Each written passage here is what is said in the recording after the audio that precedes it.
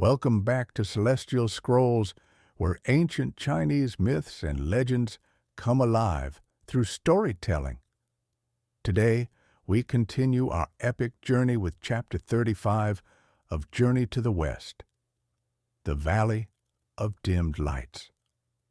In our previous episode, Tang Sanzang and his disciples experienced a profound transformation in the mountains of celestial resonance, discovering that they had become the very scriptures they sought to retrieve. No longer mere seekers of wisdom, they emerged as living embodiments of integrated understanding, tasked with serving as bridges between mortal and divine knowledge. This chapter explores how profound spiritual transformation translates into practical service as our transformed heroes encounter their first community in need, a valley where the light of hope and wisdom has grown dim through despair and isolation. You'll witness how their integrated understanding can illuminate darkness not through dramatic intervention, but through patient, authentic connection.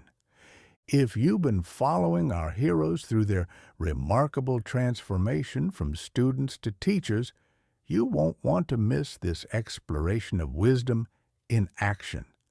Hit subscribe and the notification bell to continue this legendary quest. Now, let's descend into the Valley of Dimmed Lights. The descent from the mountains of celestial resonance felt different from any journey they had taken before. Where once they had traveled with the eager anticipation of seekers approaching their goal, they now moved with the measured purpose of those who carried something precious to share. Each step felt weighted with responsibility, yet lightened by clarity of purpose. The path they had chosen led downward through increasingly barren landscape. The crystal formations gave way to gray stone, then to dusty earth, then to soil that seemed almost drained of life.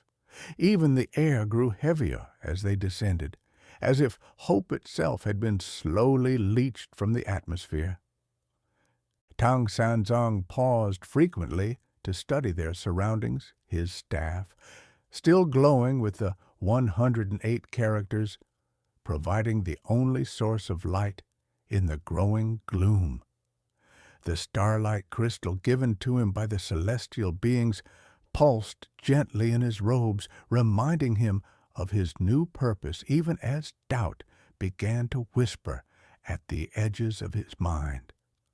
"Master," Wukong observed, his keen eyes penetrating the gathering darkness, "I sense no evil here, no malevolent force creating this desolation. It feels more like absence." "Absence of what?" Baji asked, unconsciously moving closer to his companions as the shadows deepened around them. "Hope," Sha Wujing answered quietly, his foundational nature making him particularly sensitive to the emotional currents of their environment.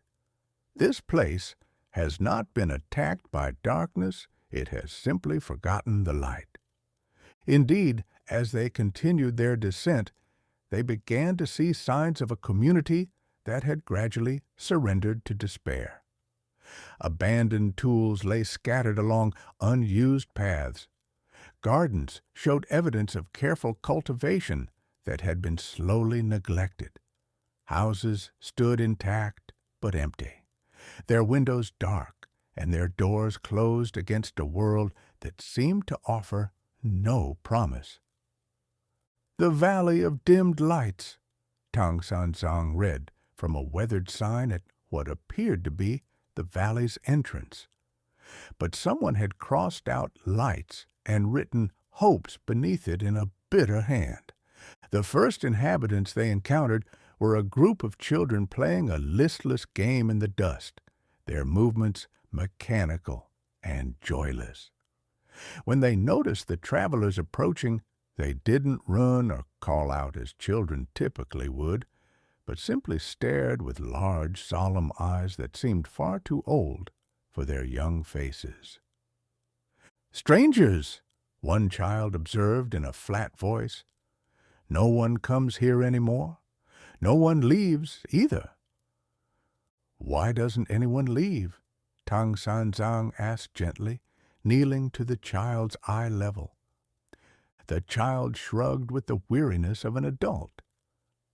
"Where would we go? It's the same everywhere now. The light doesn't work anymore." Before Tang Sanzang could ask what the child meant, they were approached by a group of adults whose faces bore the same expression of resigned hopelessness. Their leader, a woman whose premature gray hair suggested she had once been vibrant, addressed them with weary politeness. "I am Lin Sorrow," she said, her name apparently adopted to match her circumstances. "Welcome to our valley, though I cannot imagine why you would choose to come here. Are you lost?" "Perhaps," Tang Sanzang replied thoughtfully. "We are traveling westward, but we seem to have arrived where we are needed, rather than where we intended to go." Lin Sorrow's expression flickered with momentary confusion. "Needed? I'm afraid there's nothing here that is, we don't really need anything anymore. We've learned to expect less." Wukong stepped forward, his natural directness cutting through the atmospheric gloom. "What happened here? This valley shows signs of prosperity and care, but everyone acts as if life has lost its purpose." Lin Sorrow sighed deeply. "Nothing dramatic happened. That's the problem. We used to be the Valley of New Beginnings, a place where people came to start fresh, to pursue dreams, to build something better, but one by one, the dreams failed. Crops struggled despite our best efforts. Businesses failed despite careful planning. Love turned to disappointment despite pure hearts." She gestured toward the abandoned tools and neglected gardens. "Eventually, we realized that hope itself was the problem. Hope leads to effort, effort leads to failure, failure leads to pain. So we simply stopped hoping, stopped trying, and the pain stopped too."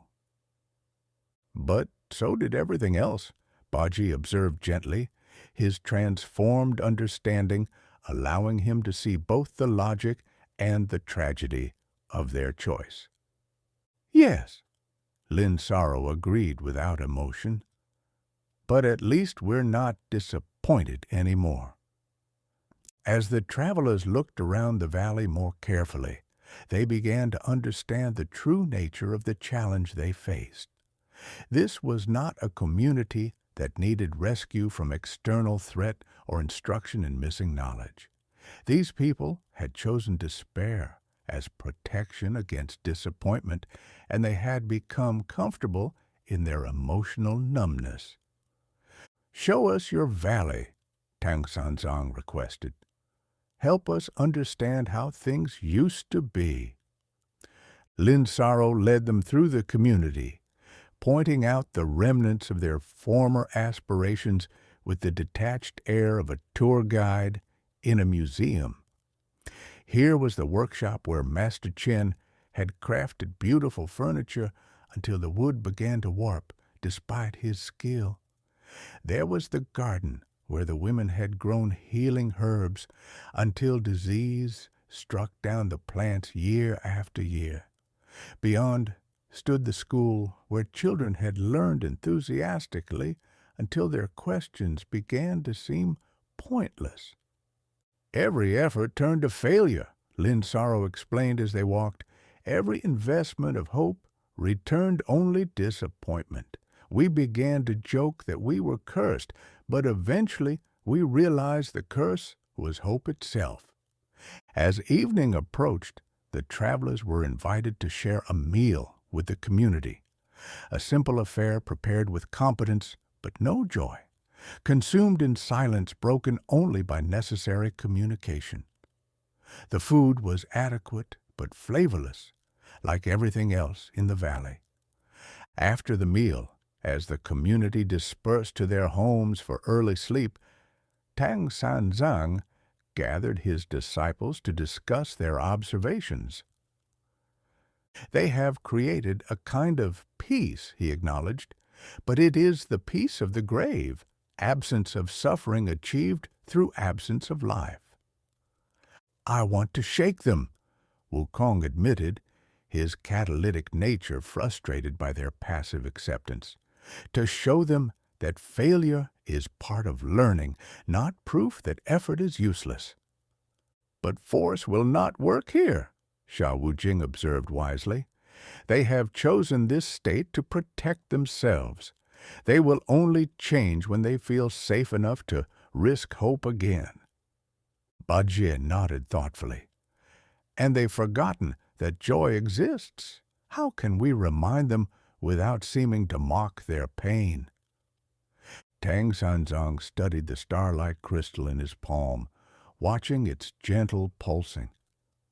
Perhaps we don't try to change them at all. Perhaps we simply live differently among them and let them observe what that looks like. The next morning, the travelers began what would become a month-long residence in the valley. But instead of trying to convince the inhabitants to change their ways, they simply went about living according to their own transformed understanding. Tang Sanzang began each day with meditation in the valley's center, his staff planted in the ground beside him. The 108 characters cast gentle light in the pre-dawn darkness, and their soft humming created a sense of peace that gradually began to attract curious observers. He never preached or explained, but simply demonstrated what it looked like to find contentment through presence rather than achievement.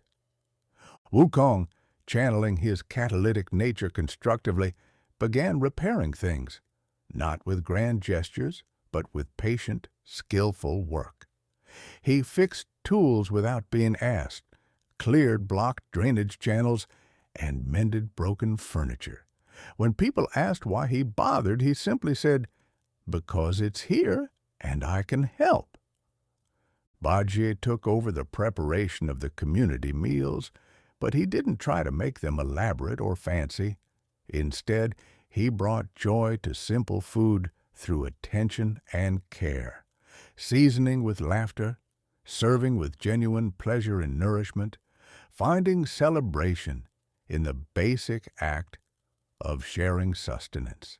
Sha Wujing simply made himself available, helping with heavy work when needed, listening without judgment when people wanted to talk, offering steady presence to anyone who seemed to need company. He never pushed for conversation, but was always ready to respond when approached. Initially, the valley residents watched these activities with the detached interest of observers out of curiosity. But gradually, something began to shift. Children started lingering near Tang Sanzang's morning meditations, not participating, but absorbing the atmosphere of peaceful purpose. Adults began finding excuses to be present when Wukong worked, ostensibly to watch, but actually beginning to help in small ways. The first real breakthrough came when little Mei Li, one of the children they had first encountered, approached Bajie during meal preparation. "Why do you hum when you cook?" she asked with genuine curiosity. Bajie paused in his stirring, considering his answer carefully. "Because the food tastes better when it's made with happiness," he said simply. "Want to try?" Mei Li nodded shyly, and Bajie taught her to hum a simple melody while she helped knead dough. To both their surprise, the bread they made together did indeed taste better, not because of any mystical property, but because it had been infused with the simple pleasure of shared activity. Word of the happy bread spread through the valley, and more children began appearing in the kitchen, eager to learn the humming technique. Soon, the sound of children's voices began to fill spaces that had been silent for years. The adult breakthrough came through Sha Wujing's patient availability. Lin Saro, who had been watching the changes in the children with carefully guarded interest, finally approached him one evening. "I don't understand what you're doing here," she admitted. "You fix our problems, but we didn't ask for help. You act as if there's hope, but you've seen our history of failure. Are you naive, or do you know something we don't?" Sha Wujing considered her question with the careful thought that characterized all his responses. "We've learned that hope and disappointment aren't opposites," he finally said. "They're partners. One doesn't exist without the other. But that doesn't make hope worthless. It makes it courageous. But the pain of disappointment is the price of caring," Sha Wujing agreed. "But consider this. You've eliminated disappointment by eliminating care, but you've also eliminated joy, growth, and connection. Is the absence of pain worth the absence of everything else?" Lin Saro was quiet for a long time. "I don't know if I remember how to hope," she finally whispered. "Then start smaller," Sha Wujing suggested. "Don't hope for success. Hope for the courage to try. Don't hope for permanent joy. Hope for moments of genuine laughter. Hope is like a muscle.